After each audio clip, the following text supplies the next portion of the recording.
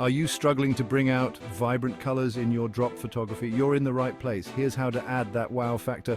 In drop photography, our tiny liquid model deserves some serious makeup.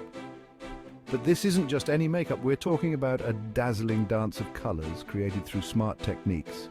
First up, let's explore shooting without adding any dye to the liquid. This technique relies on the magic of backgrounds and flashlights. Ever heard of colored gels? They're your best friends here. These gels tint your flashlights, creating beautiful hues that reflect off the background and onto your drop. It's like painting with light. Now be careful, those flashlights can be harsh and cause glare. Tip: use honeycombs on your flashlights to soften and direct the light precisely. Next, we have the technique of adding coloring dye directly to your liquid. This method gives you full control over the color intensity of your drops. Imagine drops of red, blue, or even rainbow. It's all about experimenting and finding what speaks to your artistic soul. Don't forget, the background and camera angles also play a crucial role.